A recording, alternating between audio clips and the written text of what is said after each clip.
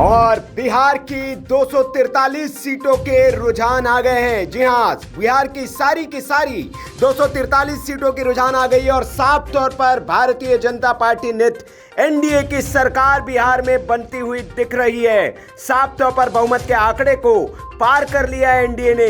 149 सीटों पर लीड कर रहा है एनडीए और वही महागठबंधन सिर्फ 87 सीटों पर लीड करता हुआ दिख रहा है। अगर हम पिछली बार से देखें तो 22 सीटों की बढ़त जो है वह एनडीए को मिलती हुई दिख रही है, वही 23 सीटों का नुकसान महागठबंधन को होता हुआ नजर आ रहा है। जनसुराज जिसकी सबसे ज्यादा चर्चा थी सिर्फ 4 सीटों पर आगे नजर आ रहा है, वहीं सबसे बड़ी पार्टी बनकर उभर रही है भारतीय जनता पार्टी। 67 सीटों पर आगे चल रही है बीजेपी, 62 सीटों पर आगे चल रही है जेडीयू, एलजेपी 12 सीटों पर, आरएलएम 3 और वही हम पार्टी 4 पर आगे चल रही है। इसी तरह से आरजेडी की बात करें तो 59 सीटों की लीड उन्होंने बना ली है। कांग्रेस महज 15 सीटों पर आगे चल रही है, लेफ्ट 10 सीटों पर आगे चल रहे हैं, वीआईपी 3 सीटों पर और जनसुराज 4। असदुद्दीन ओवैसी की पार्टी एआईएमआईएम 2 सीटों पर आगे चल रही है।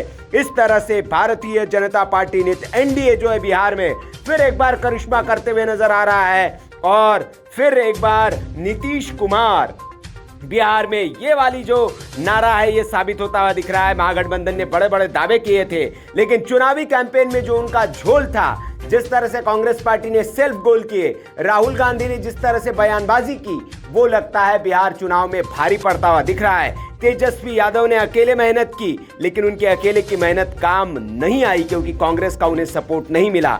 शुरुआत से लेकर आखिर तक दोनों के बीच में मतभेद चलते रहे, सीएम कैंडिडेट को लेकर हो या तमाम चीजें, और वो नतीजों में अब दिख रही है। 243 सीटों के रुझान की अगर हम बात करें तो 148 सीटों पर एनडीए। इसका मतलब साफ है कि बिहार में बीजेपी सरकार, बिहार में नीतीश सरकार, बिहार में एनडीए सरकार। वीके न्यूज, राष्ट्र के नाम।